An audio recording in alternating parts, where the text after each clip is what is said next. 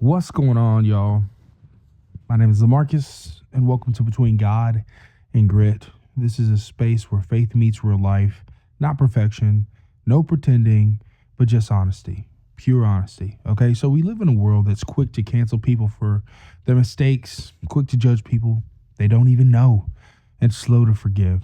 But the truth is, every one of us is flawed. The Bible is full of broken people.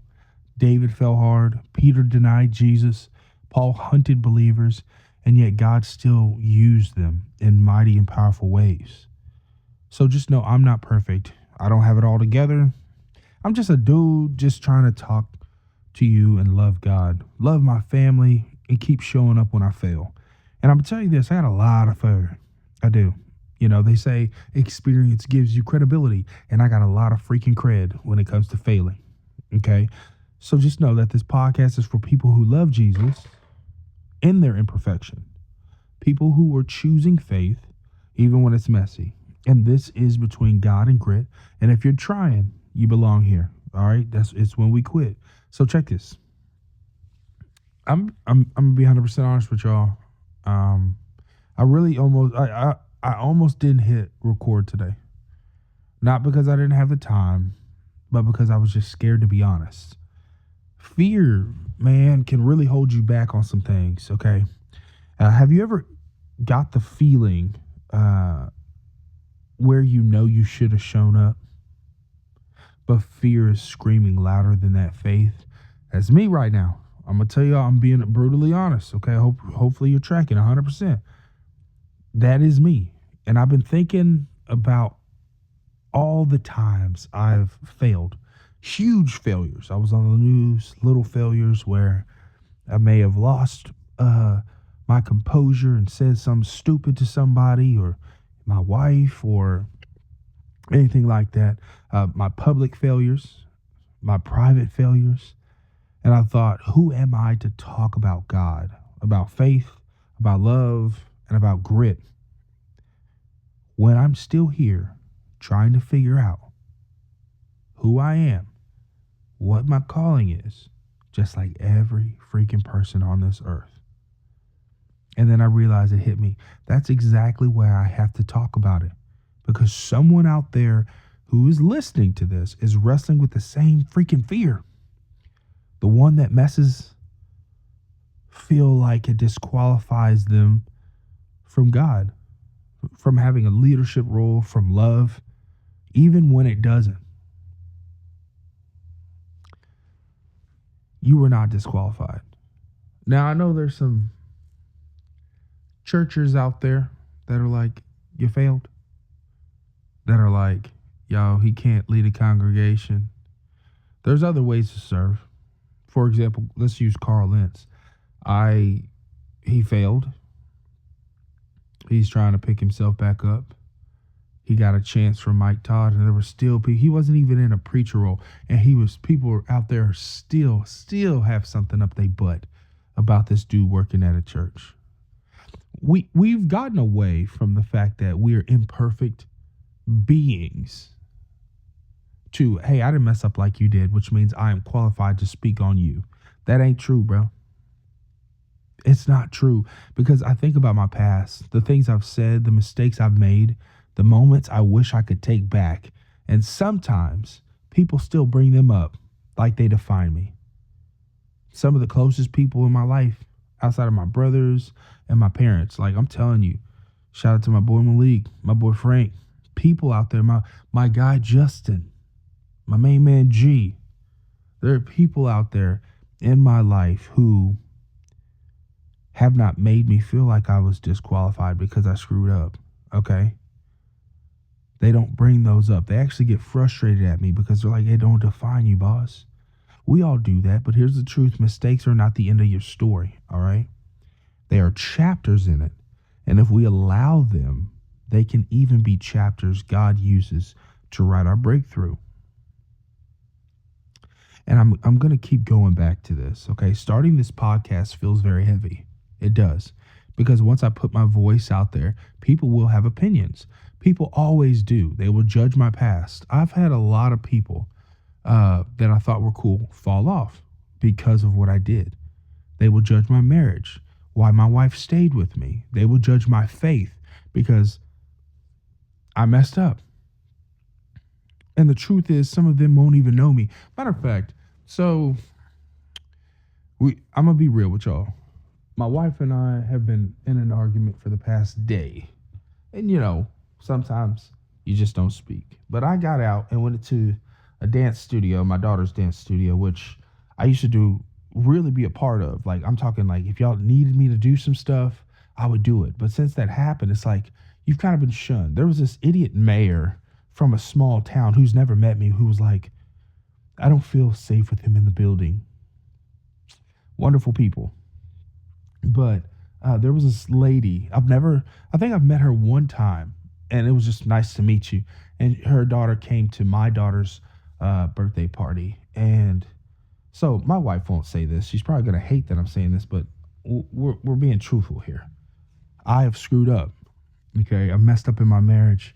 There was infidelity, all this other stuff. And this lady, I don't even remember her name. I don't even know her last name. Matter of fact, my wife doesn't know her last name. I went in last night, and not the disrespect for my wife, who was like, hey. And I said, just to try to put myself out there a little bit and just say like, hey, what do I need to get for our daughter? She was like, that right there.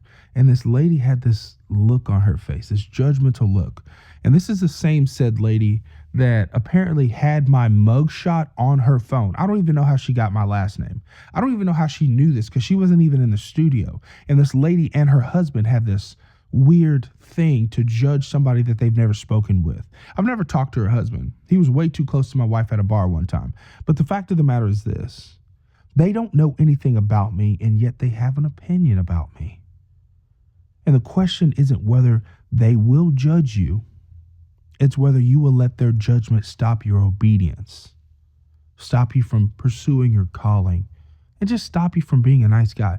Did that irritate me? Yeah, but at the end of the day, I don't have to talk to you. You're your own person. You're your own couple. You're your own people. Note to the husband, just like this other gentleman who pulled my wife aside one time. Like, tell me what y'all would do with this. If somebody pulled a woman pulled your husband aside because he made a comment, or a man pulled your wife aside and you're not there, and they made a comment about how they feel you overstepped the line when you didn't say anything bad without you present, what would you do? What would you do? I know what I would want to do. As Bernie Mac said, some furniture moving. Like, you ain't going to dress my wife. Regardless of if we have problems, that's between me and my wife. For some reason, Christians in this world don't understand that ain't none of your business. But I digress. And as I said before, do not let their judgment stop your obedience. I've had moments where I let fear of judgment silence me, where I thought maybe I'll just stay in the shadows, because I didn't go to my daughter's dance studio because one of the dance directors was like, that ain't got nothing to do with me. It didn't have nothing to do with children. He made a stupid mistake. But it's kind of like I did everything for the studio that I could when they asked me to, all this other stuff. I wasn't a backbone. I was just a dad that was trying to be present, right? And one of them, the other one who's just messy, decided to put my name in her mouth and say and do all this other stuff that had nothing to do with nothing. And I thought, let me just stay away. I'm going to stay away. And there were things where I've had people, the closest person to me, say, drama follows you everywhere you go. Things of that nature. It hurts. But that's what I thought. Do I need to be in the shadows? Maybe I won't lead a Bible study. I'm not going to do that. I don't want to be a pastor anymore. When everything went down on the news, I was not a youth pastor. I didn't even do ministry. I was a plug for a nonprofit. Maybe I won't speak up to my kids. Maybe I won't try again in business or ministry. That part honestly has killed me off.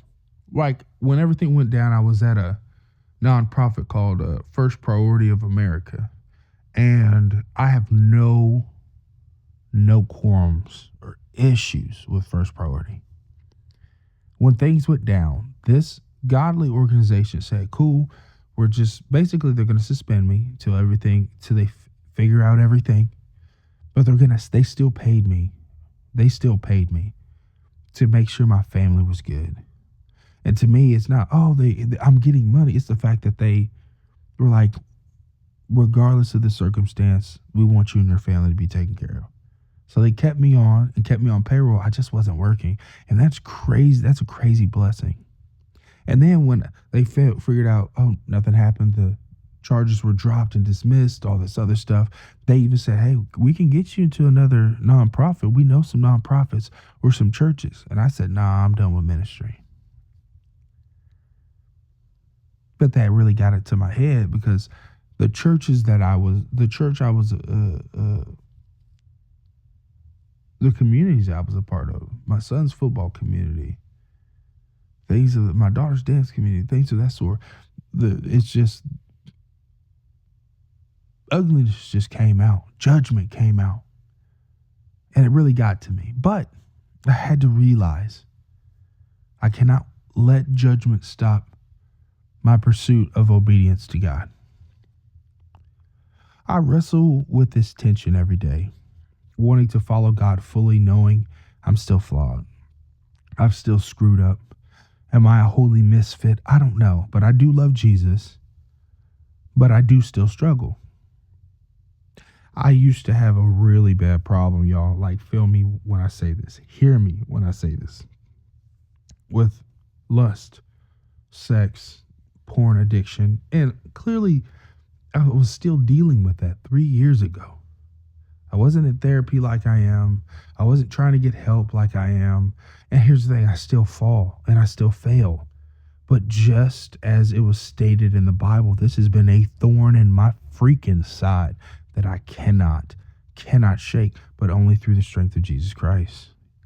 When I do say, nah, I'm good, what it's like, watch some porn. Go do this, go do that. No, I can't. Because the Bible says there is always a way out. He will provide a way out. And sometimes that way out is no. And is that hard? Heck yeah, it's hard for me. Excuse me, I'll say hell yeah, it's hard for me. It is. But the fact is, Jesus loves me. And I do still struggle. I do want to lead, but I still fall short. And I will always fall short. I am an imperfect person, just like you. And if you think you perfect, I need you to go sit in a corner somewhere. Go to timeout. Go on now. Go to timeout, because this ain't it. I wrestle with my pride. I wrestle with temptation. I wrestle with doubt. I want to affect 1.1 million souls for the kingdom of Christ. Me, failure, person on the news, ex-youth pastor, ex-person. Like, secretly, when I was a student pastor, I thought that was the greatest job in the world. That I wanted to launch my own church. And I thought, hell no. Too many politics. Too many ugly people. But I don't shy away from ugly. I don't say I can't mess with that person. That person needs something from me. Okay? And you know that feeling when you know God is speaking, but your flesh wants to argue. That's me. I argue with God sometimes. I negotiate, I procrastinate, I justify, and it just doesn't work. It never does. I wrestle with my past too, y'all. The mistakes I've made in my marriage. All the time. All the time. People don't see that. People don't see what's happening in the shadows when it's just you. Whether you're crying and you're breaking down, or you just feel like a constant failure every time you wake up. You create situations in your marriage because you feel one day, instead of being like, hey, I'm being obedient, God's telling me to stay with you. My heart is saying stay with you. I love you. Forget what everybody else says. That you're just going to be like, you know what? I can't do it anymore. You embarrass the hell out of me too much. The moments I wasn't patient with my kids, the decisions that I regret, the chances I didn't take. And I think maybe God can't use me anymore. Maybe I'm too far gone. I have had that racked on my brain 24/7, 365, or on a leap year 366. Am I too far gone? And then I remember the stories in the Bible, y'all. Peter denied Jesus publicly. He said he would he said he never knew him. And then he wept bitterly. They said the word says he wept. Yeah, he cried like a little boy. He cried. And yet Peter went on to lead the church. David sinned. He committed adultery and murder. Sad thing is, every time I read that, I say, okay, I got one or two. I would never, but I got one or two. One of two. And yet God still called him a man after his own heart. Paul, before he became the apostle, he hunted believers. He was on mission to destroy the church, and yet God still used him in such a mighty way. And if God can redeem them, he can redeem me, and he sure can redeem you. So here's what God passed into my heart today. Qualification has never been about perfection. Obedience counts before understanding. Faith counts before feelings. Commitment counts before success. You must be committed to a successful relationship in order for your marriage to be successful. But in my case, I changed. I started letting resentment and doubt and things of that nature just really start to corrode my heart, and I became extremely selfish. That's what gets me right there. Obedience counts before understanding. Faith counts before feelings, and commitment counts before success. God didn't want Peter to get it right. He didn't wait for David to clean up his act. He didn't want Paul to start perfect. He called them, he trusted them, and he used them. There's a passage in the Bible that says, draw near to God and he will draw near to you. He called them, they went. He gave them assignments and they trusted him on those assignments. They wanted to be used. They submitted themselves fully to God, and he used them in mighty ways. Think about this. If you're waiting to be perfect before obeying God, you'll never move. I was that way. I'm moving now. This is episode 1 of season 1. But I used to think that I needed to be perfect in order to receive blessings from God. And that's not the freaking case. And I did move. I'm in my late 30s. I did move. I'm just now moving. And then I saw a clip the other day that said Colonel Sanders started KFC. And shut up, I am black. And I do like chicken. But Colonel Sanders started KFC at the age of 60. Vera Wang was like 60 or something like that when she started her company. Ridley Scott had his first hit when he was 60 or something like that. It took Samuel L. Jackson, whom gets on my nerves. You know who else gets on my nerves? Denzel Washington. I just keep hearing bad stories, but then I have to remind myself, I don't know this fool from Adam. He's a dang good actor, I'll tell you that. He really made me irritated on Gladiator 2, which they should have made, but it is what it is. But he's a great actor. You can't say he can't, man. And to this day, y'all can fight me on this. I don't care. The Book of Eli is one of my favorite Denzel movies. I'm not playing. I thought the Book of Eli was legit. The tone, the color, the concept of it, Denzel doing his thing. But the fact is, I just use myself as an example to speak about how I almost made a judgment of this fool, and I don't even know him. Everybody in this world has to step out eventually. Peter stepped out. David stepped out. Paul stepped out. Denzel stepped out. I'm stepping out right now. Because I believe God called me. And I believe he's trusting me with this assignment. And that he will use me to start revivals and bring 1.1 million people to him. I don't convert people to Christ. I'm just a tool. And I'm okay with that. So if you're waiting to be perfect before obeying God, look at me. I worked for the church and I was still fighting things. I'm not perfect. And I didn't move for the longest time, but obedience doesn't come after healing. It comes through obedience. Healing comes through obedience. Remember that. Obedience doesn't come after healing. Healing comes through obedience to God. And today I challenge you. Take one small step, one honest confession, one act of courage, one thing you've been putting off because you're afraid to be seen.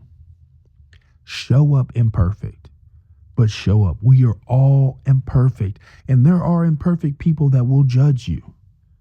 It is what it is. But remember, is their judgment greater than God's calling? I don't think so. Close your eyes for a second. If you're driving, keep them open. Pull over to the side of the road. Pause this until you get home or to your job before you clock in, whatever it may be. But close your eyes for a second and breathe.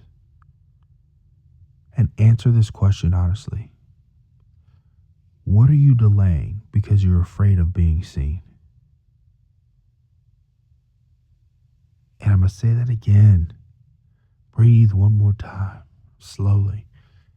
What are you delaying because you're afraid of being seen? Is it asking for help? Is it apologizing? Is it saying yes to God? Is it starting that dream? Is it speaking your truth? Whatever it is, hear this. God's grace is bigger than your fear, and His power is made perfect in your weakness. I failed my wife in basically every way as a husband, as a provider. I'm not going to say lover, though. But I digress. But where it counted, her emotional well-being, her feeling that I am a safe space for her, I changed that. And I failed. And now I'm trying to run after my wife just to grab her and hold her and say I'm safe when I have not been safe. I blew it. But yet she's still working with me. She's still saying she loves me. She's still saying, hey, I thank you for getting the help you need. I'm working on myself too, so we can come together. We're not separated or anything like that. So we can come together and just grow in Christ. Our church did this thing called Prepare, and I felt like this was one of the greatest times in my marriage. And then right after that, I was being tempted by the devil. Just to be a jerk, to be a male body part. And it's kind of like old habits die hard. They do. But it's literally January 13th, I think. And people say, new year, new me. No. It's the same you, just a new direction. And that's what I'm trying to do in my marriage. I failed at my son. My son is a titan. He's amazing. He just hasn't had a growth spurt yet. He's kind of getting thick. And I called him thickness. And I don't think that's right. He has all the confidence in the world in me, but not himself. And instead of building up my son, I called him thickness. The boy eats a lot. But then I realized I did too. And before high school, I got thick. Before I grew, I got thick too. And people kept saying, oh, it's the zebra cakes, because I used to love zebra cakes or the strawberry shortcakes, man. I would eat boxes of them. He ain't even doing that. My business failed. I had a business called God Style. I was trying to be a clothing company, but it was also this like nonprofit ministry. Shout out to my boy Malik. That's my guy right there, y'all, for real. Check out Sorry Not Sorry podcast with Malik and myself. The dude is a genius. He's amazing. But I'm just saying, like, he supported that. My guy Frank Watson, he's a tech genius. They both know the word of God. Just amazing dudes. Frank is a tech guru type dude. He can do anything, man. Has knowledge of stuff that I don't even know what's coming. And I shout out to you, and I thank you, Frank, for just being there as well. And he supported the business God Style. Like he wasn't even here in Texas, and I would have weekly conversations with this dude, just throwing ideas about him. Him saying, "That's awesome, but why don't you try this, this, and this?" Like, they're both going to be highly successful in the kingdom, just bringing people to Christ because they're great dudes. My obedience started presenting a breakthrough with getting sponsors and people wanting to. I had people start buying my designs for the clothing brand, and everything was great until I stopped being obedient. That was the day that I remembered. Just knowing and understanding that obedience is key, man. Obedience is consistency with God. That's what that is. Being present.